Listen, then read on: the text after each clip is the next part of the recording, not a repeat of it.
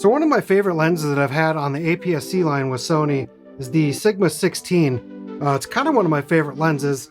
On the APS-C line, it's about a 24mm equivalent, which is what we're using right now as the Sigma 24 on full frame. But I just kind of wanted to see, is it possible to use this lens on the A7S III? And what do we have to do to make it work? And then also kind of, what is it going to look like compared to something like the Sony 20mm? How close do they look together? Is this going to be wider? Let's just get into it and we'll find out.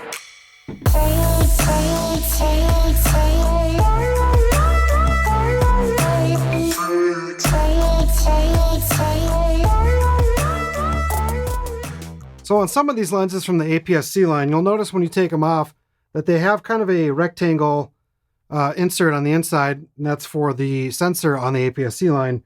But one thing that you'll notice on the Sigma 16 and on the Sigma 30 and 56 is that it actually has like a round element. So there's really not a lot of plastic parts to kind of get in the way. And when I have tried this other lens, the Sony 18-105 on this camera, it doesn't really work because that crop just gets in the way. It doesn't allow it to get past that unless you're zoomed all the way in on this lens. But I have tried the Sigma 16 and the 30 and the 56. But what I have noticed is that when you put this on this camera, you just have to pretty much put it in like active stabilization and almost all of the vignette just goes away. And then if you're really concerned in post, you can always add that extra like 8 to 10% and just completely get rid of it. So what does that kind of make this lens as a focal length? So when you put this lens on the camera by itself, it's going to be a 16mm because focal length is focal length. But once you put that crop from the active stabilization in, which is about 10%, you're looking at about an 18mm lens. And then if you want to choose to push that any further in post, you're looking at about a 19 to 20, depending on how much you actually push that in post. So is it worth using your old Sigma 16 lens as a wide angle lens? Or is it worth just going out and buying another 20mm lens, which is about another $900?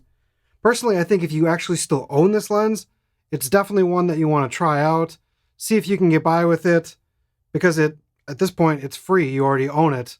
If you're looking for like a budget option for the 20mm, is it worth buying a $400 lens and making it work with a couple steps on the A7S III? So on the A7S III, there is no Super 35 crop mode in 4K. So if you put this lens on there, it's not automatically going to crop. If you put it in 1080, it will crop down to about a 24mm equivalent. And then there's no steps involved. You just put it on there, put it in 1080. And if you have this camera, you'll know that the 1080 on this camera is actually really good looking. So if that's what you want to do, just have a 24mm lens equivalent, pop that on there, put it in 1080, all good to go. But if you want to be shooting in 4K, you're going to need to put it in active stabilization and then punch into like 108% in post.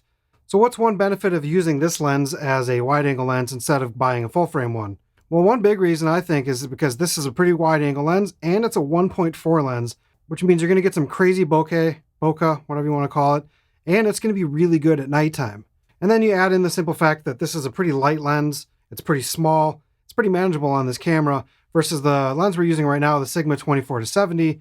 That thing's a tank, and it's tough to hold that thing out in front of you for long periods of time. But with this lens, you can have this thing on the camera, have it be pretty close to yourself, walking around. You don't have to hold that thing way out and on a tripod, and it's not really that heavy, so it's going to be a pretty easy lens for vlogging.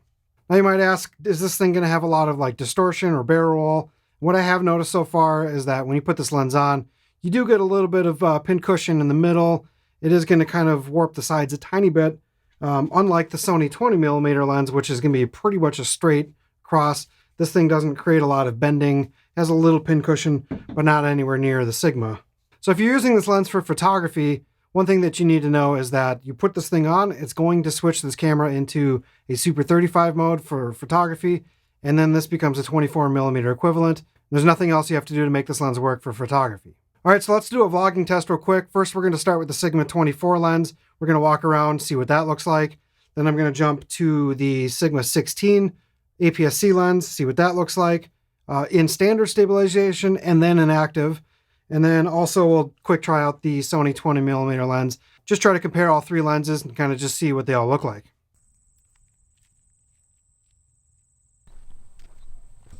Okay, so this is the Sigma 24-70. We're just holding this camera under the lens, not using any kind of tripod or anything like that. It's in active stabilization.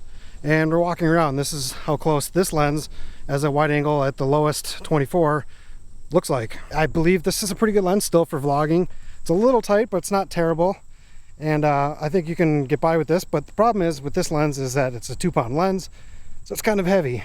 So let's go switch over to the Sigma 16 and put it in no stabilization. Okay, so we're on the Sigma 16 now in no stabilization. You can see that you're getting some crazy vignetting going on.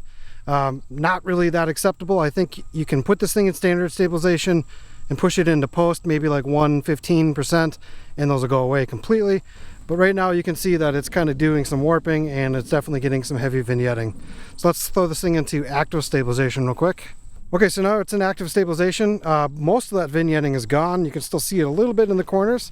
I think it's pretty manageable if you're just doing some like vlogging and you're not super concerned about that vignetting, that this is a very acceptable lens just to go like this. And now you're sitting at about a 17 or 18 millimeter lens equivalent with the stabilization in active, which is about a 10% crop. And it's still pretty stable lens. As you can see, I'm just walking around at a decent pace. It's probably a tiny bit shaky, but it's pretty acceptable, I believe. We are just holding this camera below the lens, so I'm just walking around with it. No tripod again, no Joby, nothing like that. So this is how wide this lens gets now, and I think it's pretty acceptable. If you want to crop it in any further, you can crop it in another 10% or another like 8% in post. I kind of found the sweet spot with this lens is at 108% zoom. So now I have this thing jumped down to 1.4 aperture. You can see kind of the blurry background. This thing looks pretty cool for a lens. You can still see some vignetting in the corners once you kind of jump down the aperture. It's probably because I have my ND filter set pretty high. But let's switch to the Sony 20mm, just kind of get a comparison on what that looks like compared to this Sigma 16. All right, so now we're on the Sony 20mm G lens for full frame. This is in standard stabilization, so you're getting the full 20. We can switch this into active now. And that's the crop that it gives with active stabilization. So this thing's, I think, a pretty good option if you want to spend $900. This is a great wide angle lens. This is going to show off way more background. This thing has a way less pin cushion than something like the 16mm lens. This lens does not distort a lot. We will go through an in-depth review on this lens as well. But anyways, this is what the 20mm looks like compared to the 16. Alrighty guys, I'm going to shoot a couple photos in this lens. Keep in mind when you shoot with this lens, it will do the Super 35 crop on the APS-C lens, putting it to about a 24.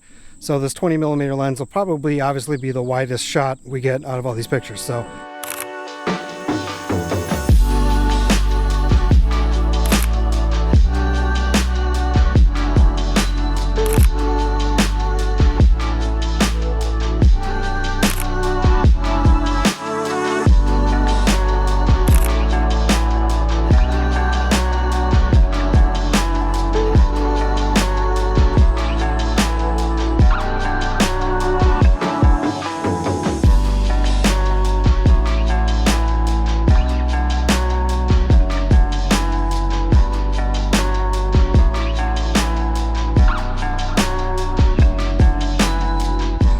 so the sun's setting, so let's get out to downtown Minneapolis and see what this thing looks like at night using that 1.4 aperture.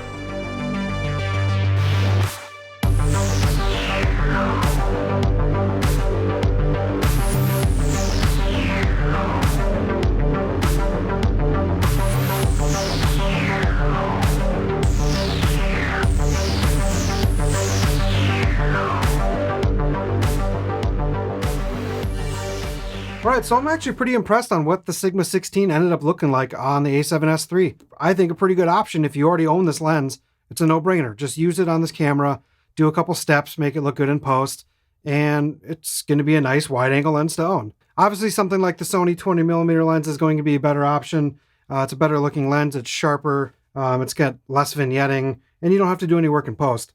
But that's a $1,000 lens, so if you want to just spend $1,000 and have that lens, that's great. You could probably sell your other one for $300-400. Otherwise, if you already own this lens, like I said, just use it on this camera. If you're looking for a budget option of like the Sony 20mm or the Tamron 17-28, then yeah, I think the Sigma 16 is probably a good bet. It's not going to be the highest quality as far as the edges, but it's super sharp in the center and it's a good looking lens. And you could probably find some of these things used for like $300. So if you can find one like that, buy it, snag it up, put it on your A7S III. It looks good in photos. It looks good in video. and it's going to be a really good wide angle lens for under $400. All right, you guys, so that's all I got for you this week. If you found this video useful, go hit that like button, subscribe to the channel, follow on to other videos. We'll be doing the Sony 20mm full review in a couple weeks. And as always, you guys, we'll catch you on the next one. Later. Percent in post. Crop it in. Whoop, someone's calling me. Oh, look at this.